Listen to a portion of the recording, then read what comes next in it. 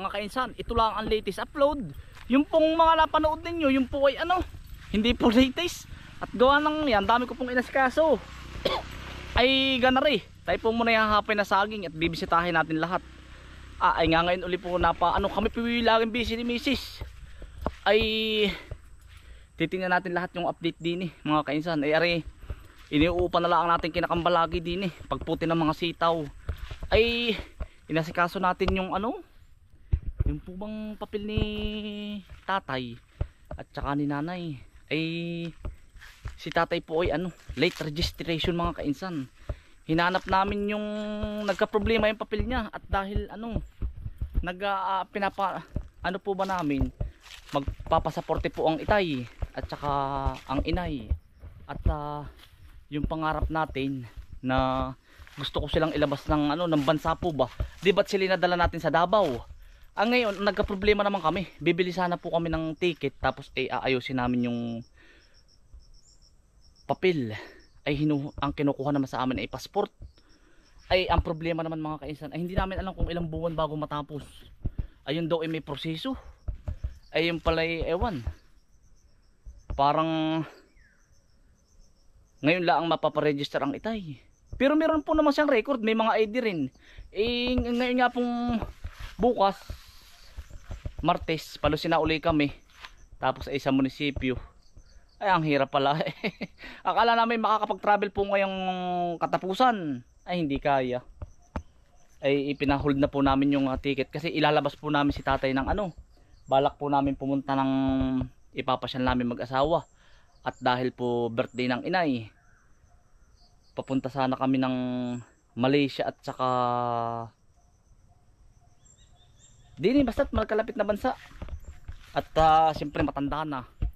Ay gusto nating ipasyal bago sila sabi nga matanda na at wala namang ibang mag-aasikaso ay gusto kong matupad yung kumbagay pangarap natin.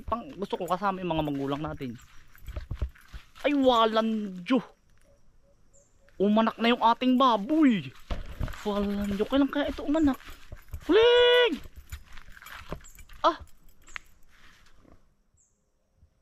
Ay nagkusa. Ay walang Diyo. Ay umanak na mag-isa. Ay, hindi sinasabi sa akin ni Kambal, baka hindi po alam ni Kambal na umanak. Ay na ay mabububungan ko mga kainsan.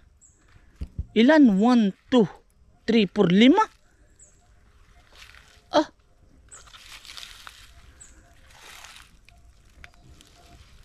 Ay nadid ay umanak ka na pala. Kailan ka umanak ka, bunso? Ha? Kailan ikaw umanak? Ngayon lang ba ikaw umanak? 1, 2, 3, 5. Ay nadidi na. Yan po ang kagandahan sa Tagalog, kusa po siyang aanak. Hindi po ba abyarin? Ay kaaanak lang ang kalasi. Bunso, umanak ka na pala. Ha? Baka iti mataray. Mayroong mataray pag buntis po ay. Bunso, umanak ka na. Ha? Mabait. Ay, pagod ka. Napakain na po ito ni Kambal kanina daw alas 7, ngayon po alas 10 na ay. Ay, pasensya ka na, ako yung madalang sumaka. Talagang kayo sinasaglit ko lang paghapon. Ha? Kami may inaasikaso. Kailan ka umanak? Ito po ay ibiniling ko kay Bombay, pero hindi niya sinabi sa akin na may anak na. Ay siguro po ngayon lang at basa pa Ay hindi na nga nakakain Yan mga kainsan. Hindi na siya nakakain. Kumusta na baby ko? Nahirapan ka ba? Ha? Panda, umanak na, dali ka. Panda, umanak na yung baboy, dali ka. Huwag, tabi. Tabi, nagagalit. Gagalit. Anak ka pa. 5 na ang anak niya.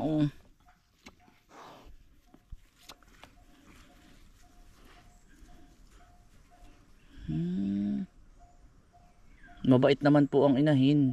Meron pong hindi po malalapitan mga kainsan. Ang cute ito naman pong 5 ito mga kainsan, ipapaiwi ko din dun sa mga nagtatrabaho po sa atin kung sinong gusto mag-iwi. Yung babae po. Tapos unang anak kanila, pangalawang anak sa akin. Ganun po, iwi. Pero sila na po magpapalaki. Ay, nadun pa nga ang inunan mga kainsan. Ay, kaanak lang.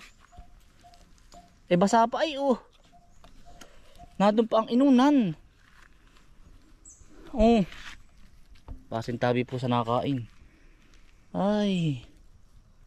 Ikaw pala'y umanak na.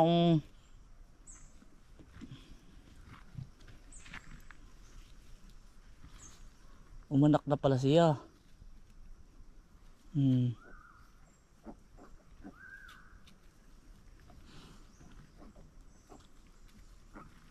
Kulik! At naaapakan mo. Naapakan mo. Naapakan mo. Yan.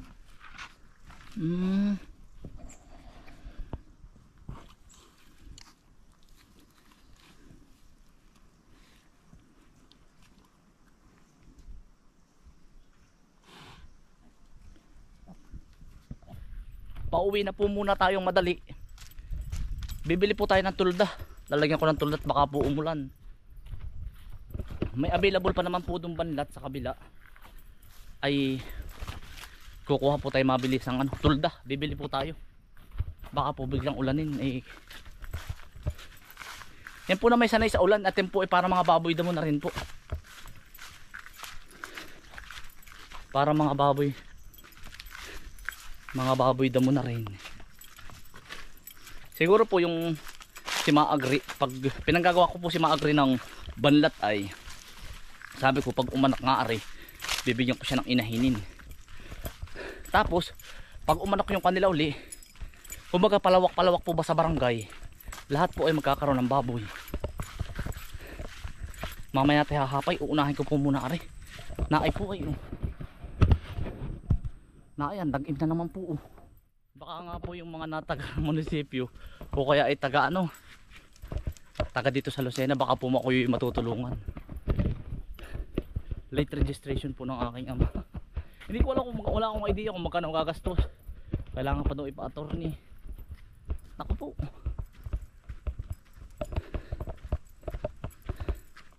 Otoy!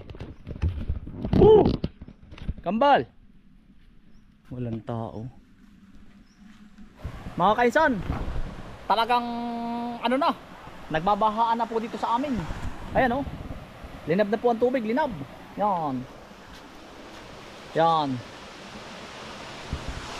Yan unang unang baha.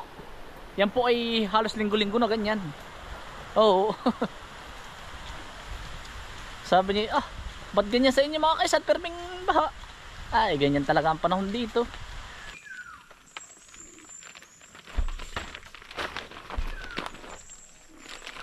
Yo, mga kainsan. Yari na.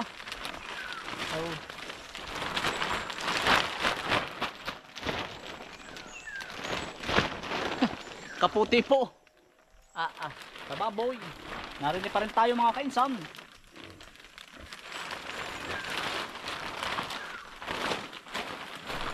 Siyempre mga kaisan, deserve naman na lumabas din ang bansa ng aking tatay at nanay. Para po ba nila, may experience, mauutas na lang hindi pa nakakapunta. Deserve naman nila mga kaisan. Ay talaga namang kaya naman din naman pagtitiis sa aming magkakapatid. Talaga po namang ang inay at itay ay kaya naman din sa profesyon ng araw. Di pag tayo biniyayaan ng kauntian, ay pangako ko po sa sarili ko na ipapasyal po natin ang inay at itay. Ayan, hello po sa mga taga Japan din. Baka po January sana matuloy din bago tayo mag Malaysia at saka Singapore. Ipapasyal, gusto ko rin maranasan ng itay. Yung po ba, itay at inay, yung suggest naman ito ni Mrs. Yung snow sa Japan. Siyempre mga kaisan, kailangan ay paligayahin din natin ang ating mga magulang. Deserve nila yan at yan ay sakripisyo po, ilang taon sa atin. Sabi nga ay kung tayo ay nakakaluwag ng kaunti ay paginhawaan din yung ating mga magulang.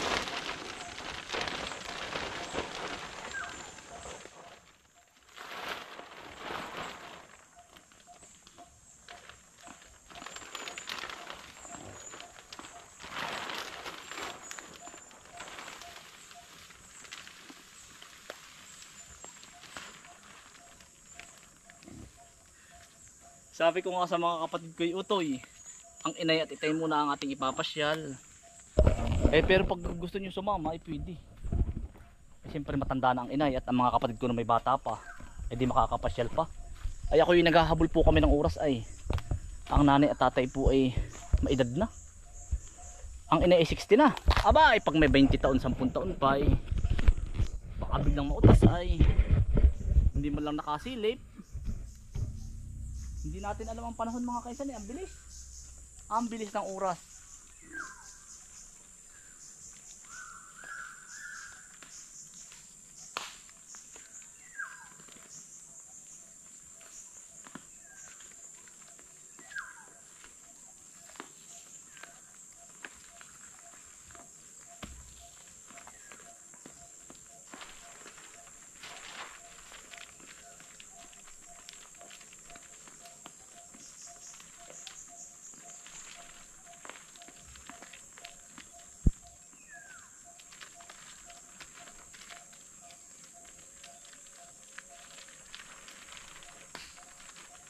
Kami nga po mga kainsan ay isang linggong dati, isang linggong ulam namin lain.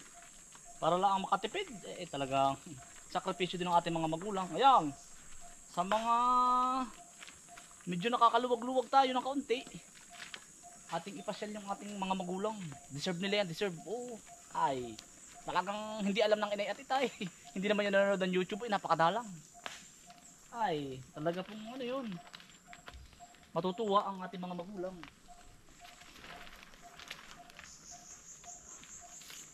Matutuwa po. Kaya lang ay problema nga ay yung papel. Siguro magagawan din ng paraan.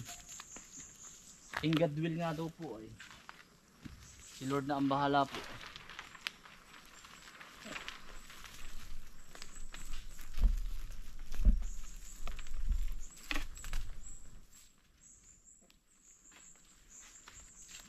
Kahit anong yaman mo dito sa mundo mga kainsan, pag hindi mo isinama mo sa successful lang iyong magulang, hindi pa rin yung successful mga kainsan. Sabagay, kanya-kanya naman tayo ng pananaw, hindi pa rin successful yun. Kasi may kulang eh. May kulang sa buhay mo ay, kumbaga, successful ka, pero iniwanan mo yung magulang mo, hindi ka masaya nun. Kahit anong dami mo, kahit yan ay sako-sakong pera, naku po, hindi ka magiging masaya. Meron pa ring kurot. Totoo yun mga kainsan, totoo. Kahit anumang pagkakamali ng ating mga magulang, wag mong bilangin yung pagkakamali nila. Ang bilangin mo ay kung paano kanila inalagaan simula bata. Wag mong bilangin, minsan nagkakamali sila. Wag mong bibilangin yun. Ang bilangin mo kung paano ka nabuhay dito sa mundo. Oo, totoo yun mga kainsan. Kung gusto mong maging successful sa buhay, tiyan mo mga kainsan, halos lahat ng nagiging successful sa buhay, panoodin nyo kahit sino, priority nila ang magulang. Yeah, oo man, totoo yun mga kainsan. Ay, sobrang daming blessing darating sa inyo. Oo, wag mong iwanan, oo man. Pero pag iniwan mo sila at hindi mo isinama, babawiin lahat ng sa iyong iyan. Oh, yun yung, basta, yun yung ko, mga kainsan.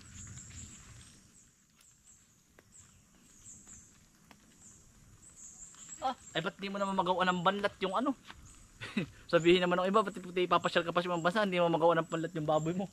Siyempre mga kaisan, naka na yan, naka budget na yan, step by step. Naghahabol nga tayo ay kinanay at tatay ay siyempre pa 63 na si tatay. Oh, ay yung mga kasabayan niya ay nauutas na, ay talagang kailangan maghabol. Baka mamaya biglang lumundag, biglang makita agad San Pedro, wag naman sana. ay talagang tayo magsisisi. Oo man. Pagsisisihin ko yun, pagsisisihan ko. Kaya habol kami, habol. Habol sa oras.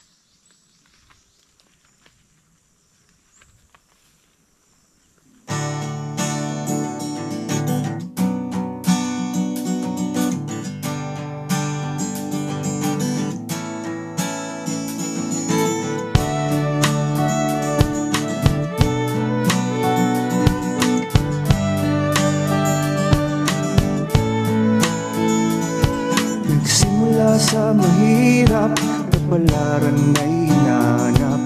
Patuloy na nangarap, ang lahat ay nagsisikap.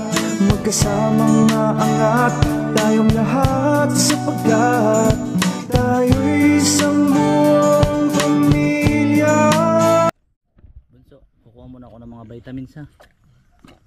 Mga vitamins mo. Ha? May bubong na po. Yan. Huling! Huling! Malalakas naman po lahat. O, lahat po ay may tagpi. 1, 2, 3, 4, 5, 5. Malakas naman po lahat. Halos sa alas 3 na mga kainsan hanggang hapon na tayo din eh. Inasikaso po muna natin ito. Tapos ay kinuha ko po siya ng bagong lupa. Oh. Medyo tuyo na po.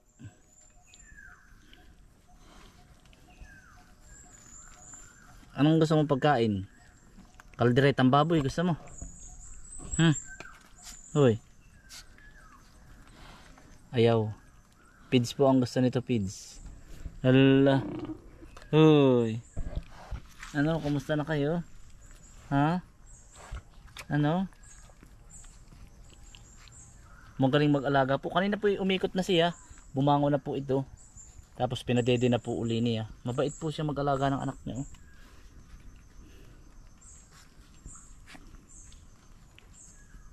Puro tagpian ay oh. Sinlalaki. Ano bunso? Hoy. Yun, kumusta kanila? Mabait po itong inahing ito. Hindi po, meron po ako dati kami nakapag inahin po ako ng baboy dati, nanununggab po. Ito po siya mabait.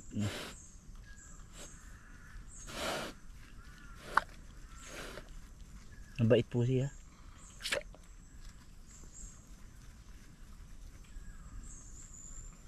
Ano?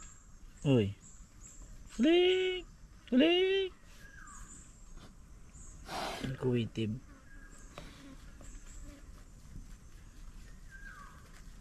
Bye-bye. Bye-bye.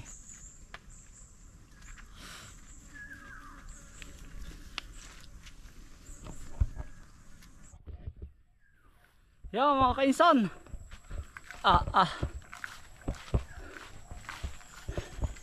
Kita'y pauwi na.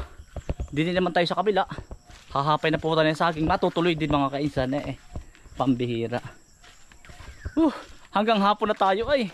Tayo pumunta pa ng bayan at bumili tayo ng pandong. Yo mga kainsan. Maraming salamat po sa inyong pagsama. Stay humble and God bless. Peace. Bye. Salamat po.